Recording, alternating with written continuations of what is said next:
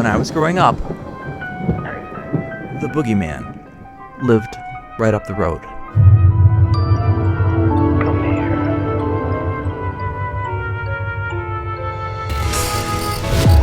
Welcome back to Life's Learning Curve. Storytelling. Our own life stories, full of humor, some cringeworthy moments, and at times, a grander purpose. Did you ever wonder just how you became the person you are today? That's us. Storytelling. And now, a guy who understands that fear is like the Boogie Man. It only exists in your mind. Paul Hart. Thanks, Sebastian. Hey, on this episode, I want to share another truer than true story about my introduction to the Boogie Man. You know, ghosts, spooky shadows in the darkness, the unknown, all these things. This is a time when I was about 11 years old. My world was very, very small as I knew it, but my eyes were very, very big. Here we go. Sebastian. Here we go. Life's Learning Curve. Episode 85. Boogie Man. Stand by. It began the summer of my 11th year. It was that fateful summer season. I had lived blissfully ignorant of the dark, the macabre, and most frightening of all, reality. Real life. I mean, what could be scarier than that? My parents, God bless them, they had done this great job protectively shielding my older sister and me, my older sister Sue and I, from life's unsettling tales. Even the nightly news, which probably was the most scary thing of all, leaving us with, at that age, minimal or at least general basic fears. As a result, I was initially, very simply, I was ignorant. As I grew older, these hidden and frightening realities of life began to creep in gradually. These unsettling truths, once hidden, slowly became this undeniable part of my reality, my world.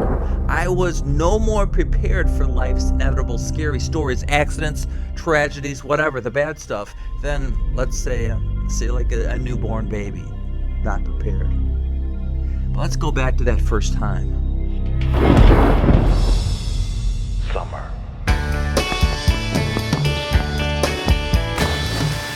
Those first few stories or two, the ones that would rob me, take my safety, my ignorance, came right away that summer during an early summer vacation at a secluded cottage in the dense pine trees of beautiful Lake Geneva, Wisconsin. With our family of 4 and our guests we brought up for that 2 weeks, the Mundoni family, a mom, a dad, and they had 2 twin girls, older than my sister and me. Oh, it was summer. School was out. And we all felt these endless possibilities. Remember that when school got out? The days were ruled by like pure optimism. We were in a place where we had beaches and most days blue skies. We were swimming. We had outback campfires and that sunshine, ice cream trips and car rides and the music of that era. Nice. But that was during the daytime. That first evening at the cottage, everything was perfect with both families. Inside, we had conversations, we were laughing, putting together puzzles, no TV at the cottage, and we were playing hands of cards, gin rummy, that type of thing. Peaceful silence, free from city noise, but soon the vibrant blues from the daytime, the blues and the greens, you know how this goes, soon gave way to the ominous grays and the impenetrable blackness of night, where everything's black and gray. When darkness fell, things changed. An unsettling quiet.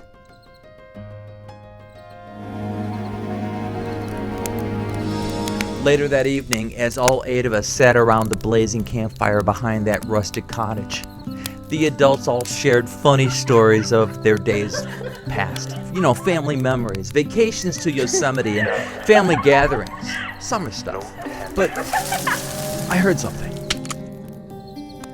And I throw in right here, why don't good things always last? They don't seem to always last. There's always got to be something in there to mess things up. I'll never know why that is, but it happened. Deep within the pine trees behind the cottage, there was this eerie rustling that could be heard. It was unnatural to me, and it was very unnerving. I sat there roasting my marshmallow, looking over my shoulder. My eyes caught the pine branches swaying as if they were being swayed by unseen hands. Those are just animals, my father assured me, but to me, his voice lacked conviction. But I was 11. Until then, my outlook on life was very innocent, lighthearted, and full of laughter. At 11, I was naive and I was goofy. Without a worry in the world. I was always laughing or trying to make other people laugh. That was me.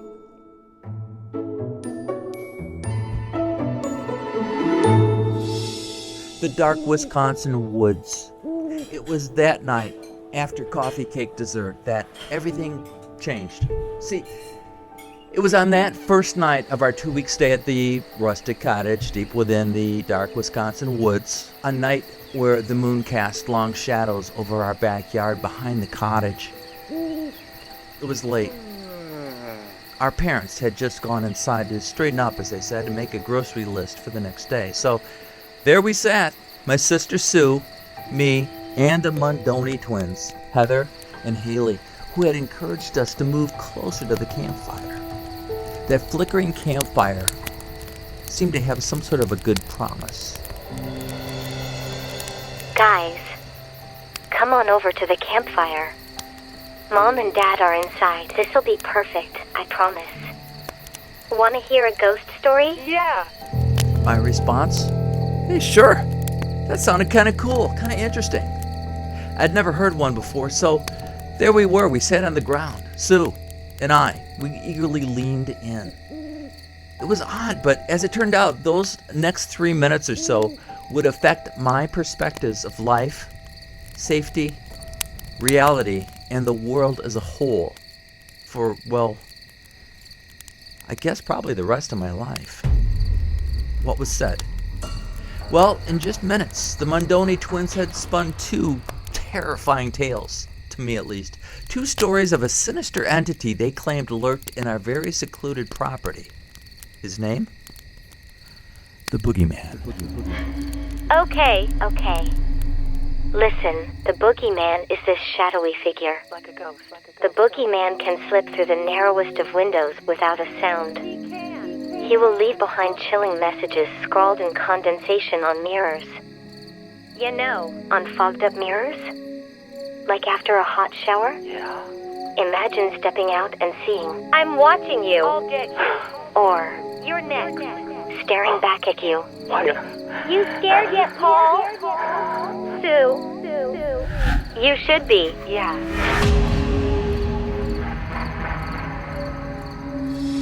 Sue and I sat there transfixed, locked into the story. So listen, here's the thing. These messages only appear in the dead of night, vanishing by morning, leaving you questioning your own sanity. It's happened to me. I'm not kidding. Me too. Are you crazy? Crazy enough to ignore this? Paul! Yeah. Sue? Well? Yeah.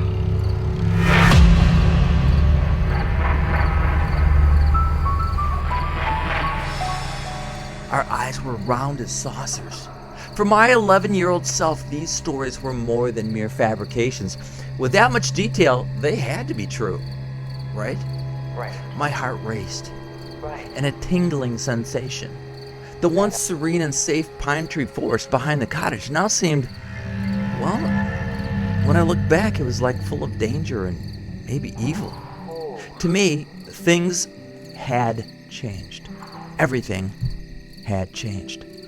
The Mundoni twins, with their older, more experienced lives, were unknowingly pranking 2 innocent kids who had never heard campfire ghost stories before by telling us tales as if they believed they were true. Very matter-of-factly, they told these stories. They had just revealed how the shadowy Boogie Man guy might actually be slipping through our windows at night and leaving chilling messages. Really?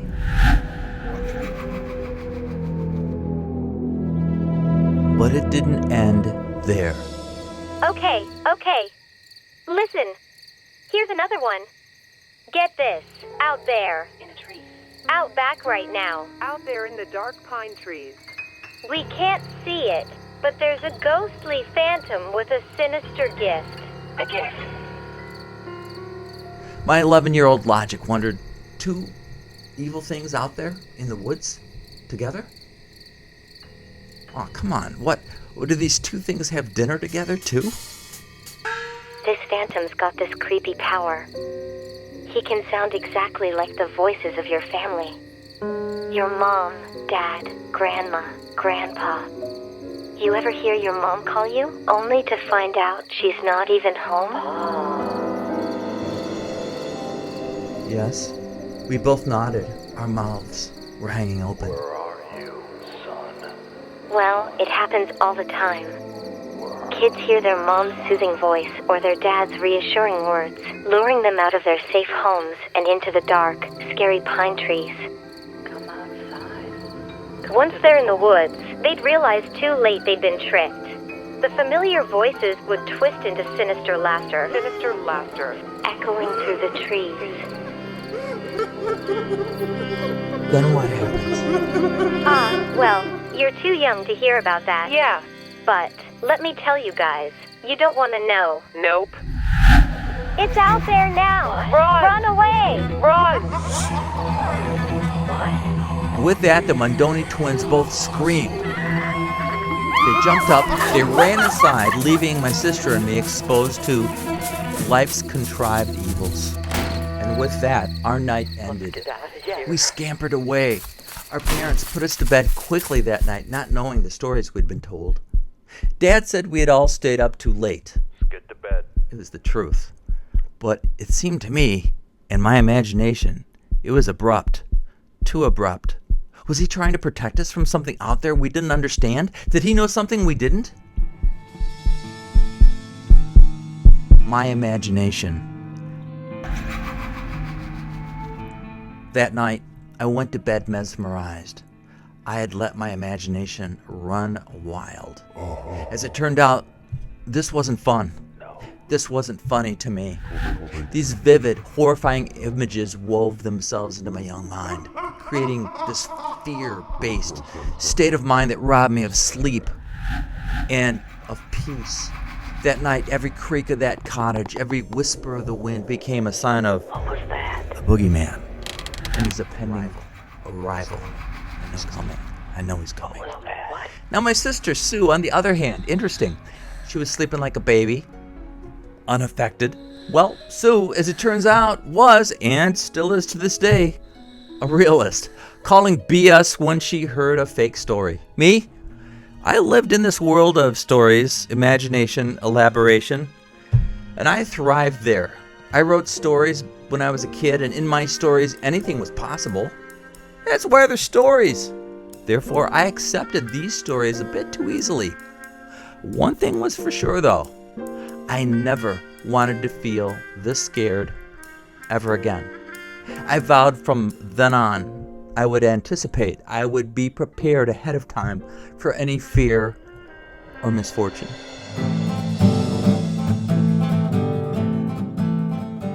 The world looked different to me. It was a little darker, even in the sunshine. I never told my parents about the terrible fear I felt. The result of the Mundoni twins' story fest had started this psychological fear for me, which created a very unconscious behavioral change for me that lasts until right now, today. And I have to tell you, for the rest of my life, from that day on, I have been consumed by preparing or being ready to face life's bad news or life's terrible realities. Putting up a protective shield, a barrier to let bad news bounce off of me. However, back in my 11th year of life, I wish that I had never been so anxious and willing to listen to the terrifying tales of the Mundoni twins.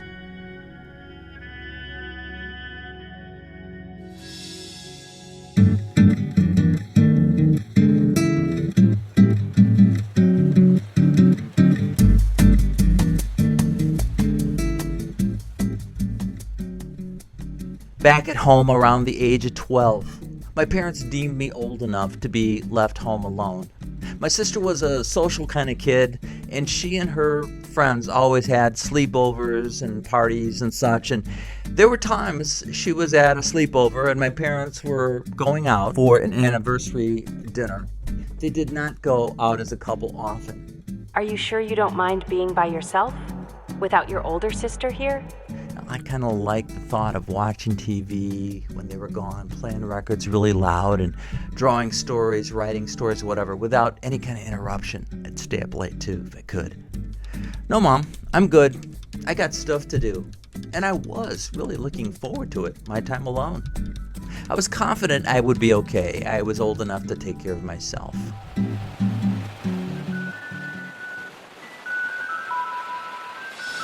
Home alone. But as my sister and my parents left, and the doors were safely locked, my excitement and confidence rapidly washed away, like within a minute. It was weird. My mind became this prison of its own. It was suddenly haunted by the thoughts of being stalked by cunning killers and vengeful spirits. Every creak and groan of the house became the sound of that Boogie Man from last summer, sneaking closer and closer. In my bedroom, shadows danced menacingly in those corners, biding their time, waiting for the right moment to strike.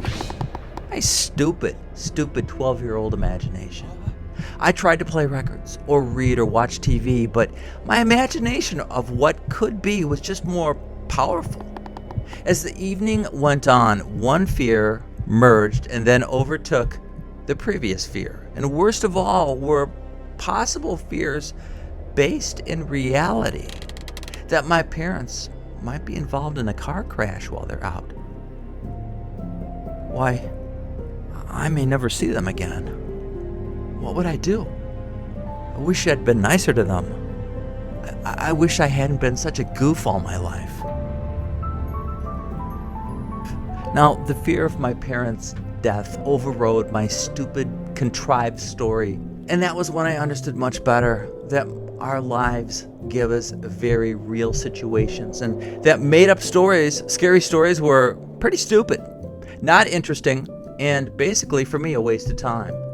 It was interesting because even when my mom checked in by phone, she would call from the restaurant, like around 8:30, I remember was the time she always called, to see if things were going okay. And I remember telling my mom I assured her that all was well. All good, Mom. We'll be home in about an hour and a half. And you know what it was? There was nothing wrong. Except in my imagination, I was dreaming up horrible situations. But nothing was really wrong at the house. Her calls to check in never reassured me, because as soon as I hung up, I knew the next thing I would put in place, and that was, they're going to have to drive home from that restaurant, and that would be their demise. A terrible car accident. But that never happened.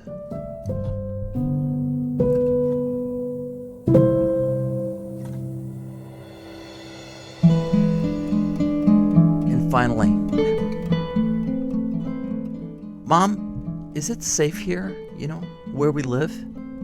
Yes, Paul. We're lucky to live here. You don't hear police sirens all the time. It's safe here. The neighbors are friendly. Good community here. We wouldn't have chosen to buy our house here if there were problems of any kind. And you know what? What?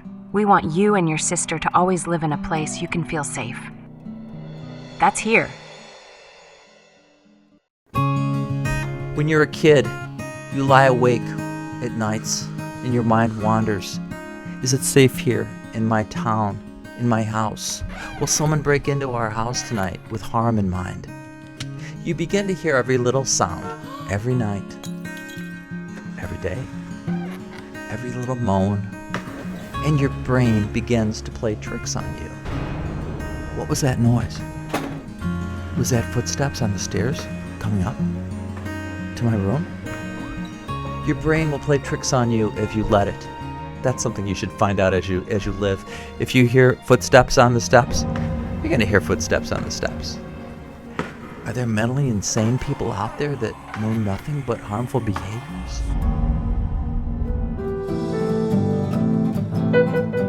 See, my parents always assured us that we lived in a solid and safe town full of neighborly neighbors and community pride. All right, that was good enough for me back then. If mom and dad say it's safe here, I'll tell you what, then it's safe here. Believe them, and I trust them. At that young age, that is what we all knew and sought. Now, I was aware that in our town we housed a massive, really big, gated state mental health center. True, really. We called it back then the state hospital. That's what we called it back in the early days. Many years prior, my hometown had a choice of a state hospital or a state university being built there. My town went with the mental health center.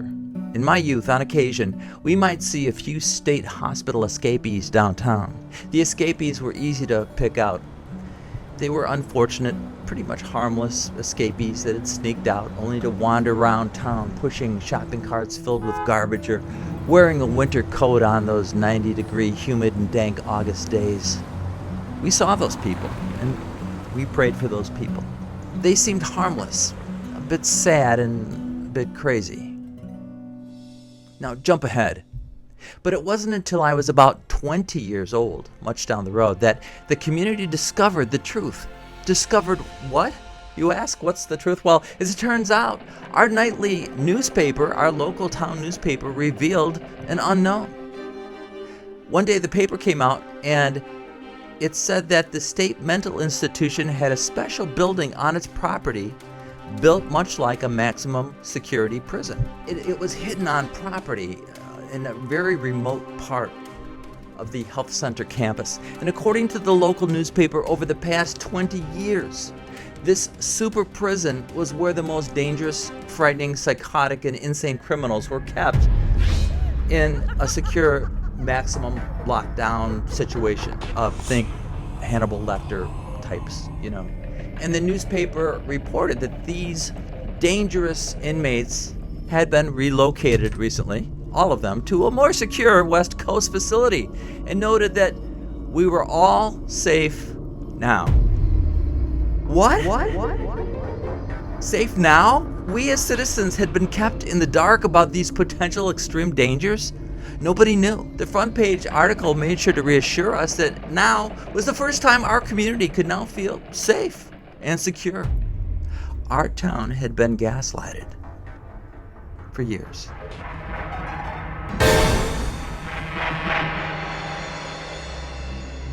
A few years later, it was revealed that the movie Halloween, remember that one, Michael Myers, had been set in my hometown, though the town's name had been renamed for the movie.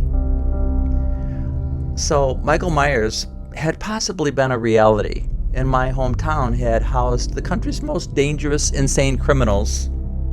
My town.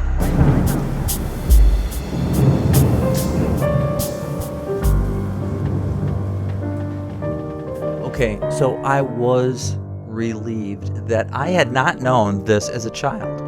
Knowing my imagination would have run wild knowing this, leading to many frightening sleepless nights. I thank God my parents had not known either, and that the community had not known. With that knowledge, no one, no families, no churches, no businesses would have moved to our town. So I guess it turns out, when I was growing up, the Boogie Man lived right up the road. Up the road.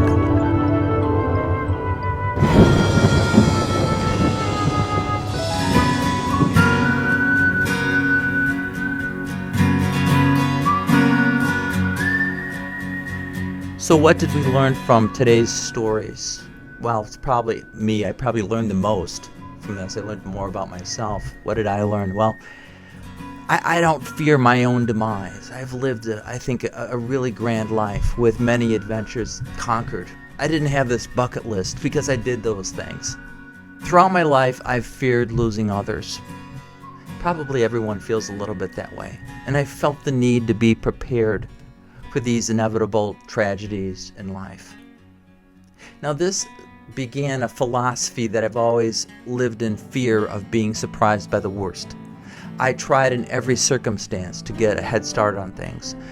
flinging myself into misfortune long before anything could or can occur. Accidents, bad news, death. They were going to happen. When? The unknown. I would guess that those early scary stories told to my sister and me by the Mundoni twins were just the beginning of me preparing and then facing real life.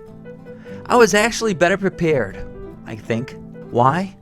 I kind of expected, even forecasted when things in life began to go downhill. So in closing today, here's a quote that I like. If you stare at the dark too long, then you're eventually going to see what isn't there. For Life's Learning Curve, I'm Paul Hart.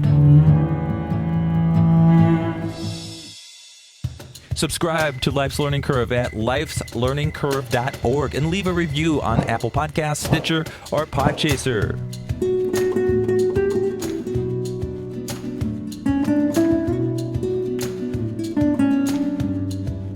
Episode 85, Season 6 of the Life's Learning Curve podcast. Boogie Man was put together by Sebastian T. Dog and Paul Hart. Find us just about everywhere podcasts are heard. Visit our website, lifeslearningcurve.org. While you're there, please subscribe. We'd love to have you aboard. This episode has imaginative voice recreations to protect the privacy of others. Some names have been changed and characters conflated.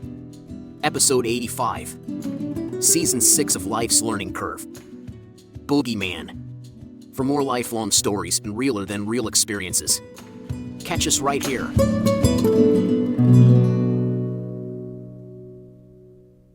We're clear.